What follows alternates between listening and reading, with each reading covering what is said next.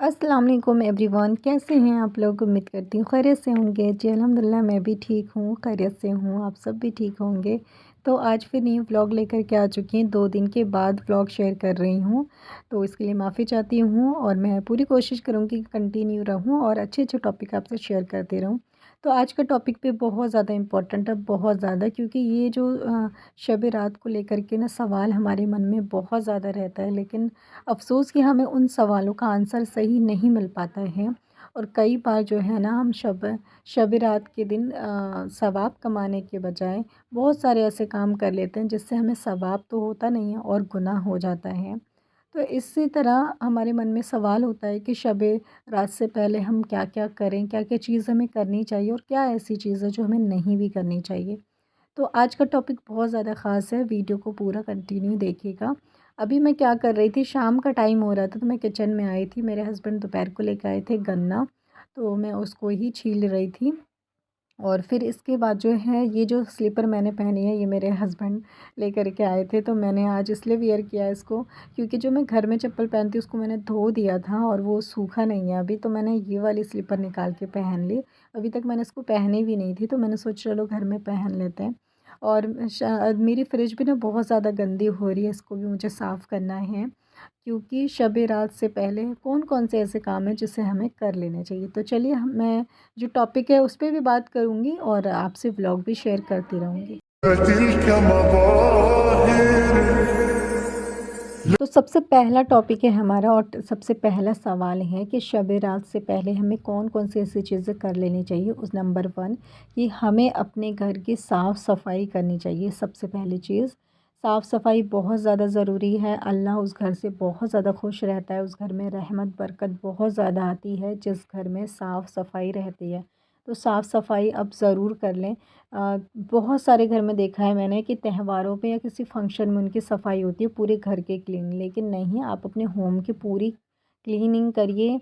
आप अपने बेड से लेकर अलमारी से लेकर के आप फ्रिज से लेके किचन से लेके पूरा, मतलब कि आप सब कुछ जितना हो सके उतना क्लीन करिए।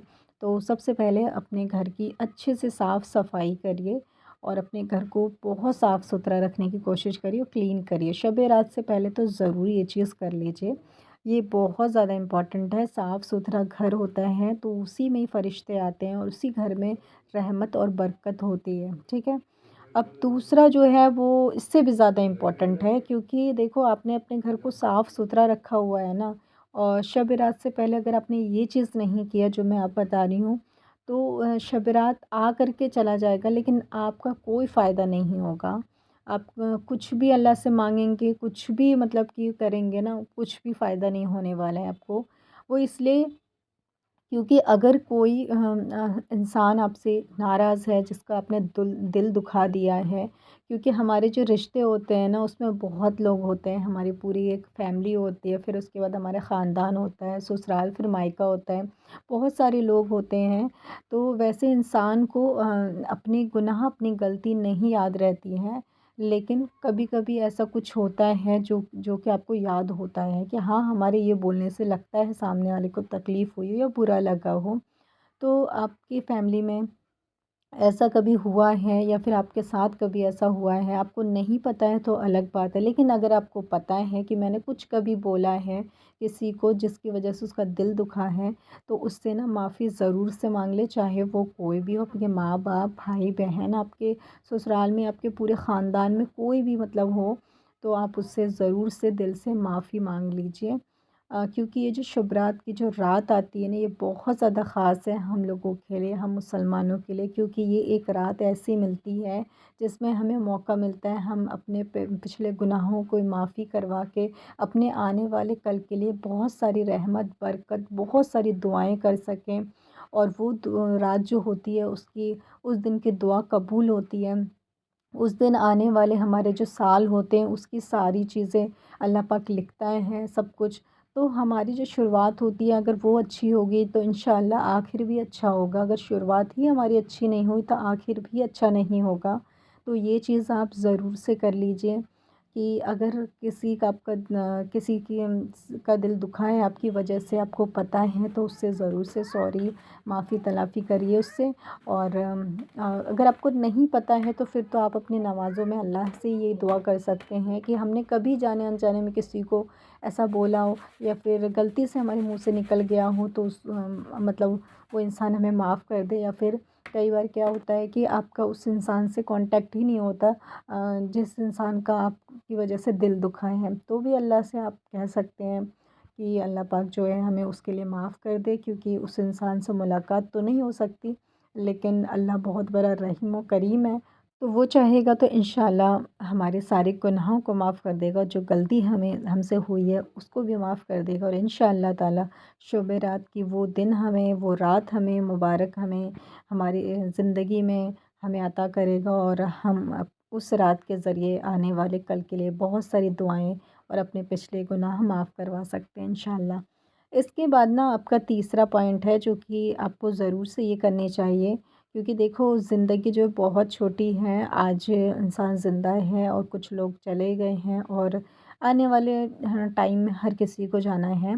तो एक चीज़ होती है कि जब आप किसी सामने वाले के लिए दुआ करते हैं बहुत, तो आपके मरने के बाद कोई आपका ख़ास, यानी कि आपके बच्चे करें ना करें, लेकिन आपने अगर किसी के लिए कर रखा है तो कोई ना कोई कहीं न कहीं से आपके लिए भी फिर करेगा। तो आपके जो हमारे जो बड़े बुज़ुर्ग हैं जो कि इंतकाल हो गए हैं, उनके लिए आप दुआ करें, उनके लिए जो है मग़फ़िरत की दुआ करें, और उनके लिए कुरान पढ़ना शुरू करें अभी से। जितना भी हो सके उतना पढ़ें, और शब बारात के दिन आप उनको बख्शें, और इसका बहुत बड़ा सवाब है। तो ये चीज़ ज़रूर करना चाहिए कि शब बारात आने से पहले ही हमें इस चीज़ की तैयारी करनी चाहिए कि हम एक कुरान कम से कम मुकम्मल कर लें। एक से ज़्यादा हो रहा है तो वो कर लें, या फिर नहीं भी हो पा रहा है, जितना भी हो रहा है उतनी करें, क्योंकि कोशिश अल्लाह पाक देखता है बेशक। आपसे एक हो रहा है, नहीं हो रहा है, ये एक अलग चीज़ है, लेकिन अल्लाह पाक आपकी कोशिश देखेगा, आपके पढ़ने के तरीक़ों के, आप कितने शौक़ से, दिल से, कितने चाह करके आप पढ़ रहे हैं सामने वाले के लिए दुआ करने के लिए। तो इस चीज़ की भी तैयारी हमें ज़रूर से करनी चाहिए शब बारात से पहले, कि हमें अपने बड़ों के लिए जो है दुआ करनी चाहिए, उनके लिए कुरान पढ़ना चाहिए ज़्यादा से ज़्यादा। अब हमारा चौथा पॉइंट ये है कि हम शब रात के दिन नए कपड़े पहने कि नहीं पहने। तो शब रात के दिन नए कपड़े पहनने के ऊपर आपकी मर्ज़ी है, आपके पास है तो पहन सकते हैं, नहीं है तो कोई बात नहीं है, इसमें कोई गुनाह नहीं है। इसके बाद पाँचवा पॉइंट है कि आप शब रात के लिए बहुत सारे दुआ करें कि हमें शब रात की रात हमें मिल सके, क्योंकि शब रात जो है ना वो हर किसी को मिल नहीं पाती है। मतलब वो रात मैंने ऐसे लोगों को भी देखा है जो कि मतलब वो 1 दिन पहले, 2 दिन पहले भी उनके इंतकाल हो जाता है, और शब रात की जो रात होती है मुबारक, वो उनसे महरूम रह जाते हैं। अब कोई इंसान कैसा है, नहीं है, उसकी मौत का तो कोई मतलब वक्त नहीं है, लेकिन हमें ऐसे अफ़ज़ल रात, अफ़ज़ल महीने के लिए, जैसे रमज़ान है, शब रात है, इसके लिए दुआएं अल्लाह से करनी चाहिए कि अल्लाह हमें भी मतलब नसीब करे, हमारे भी नसीब में मतलब वो चीज़ हो। जैसे हम कहते हैं ना कि अल्लाह पाक हमें भी हमारी भी किस्मत में और हमारे भी नसीब में हो कि हम कभी हज करने जाएं, मक्का मदीना अपनी आँखों से देखें। तो इसी तरह ये रात के लिए भी हमें दुआ करनी चाहिए। तो मक्का मदीना के लिए हम ये इसलिए करते हैं क्योंकि वो एक सपने जैसा है, बहुत दूर है, लेकिन ये जो रात होती है ना, ये हमें हकीकत लगता है, हमें लगता है कल परसों तो आने वाली, कल परसों फिर रमज़ान आने वाले हैं, लेकिन ऐसा नहीं है। हमें ज़िंदगी को जो है ना थोड़ा सीरियस लेके चलना चाहिए, और ये सोचना चाहिए, समझना चाहिए कि वक्त कभी भी ख़त्म हो सकता है, ये ज़िंदगी कभी भी ख़त्म हो सकती है किसी भी इंसान की।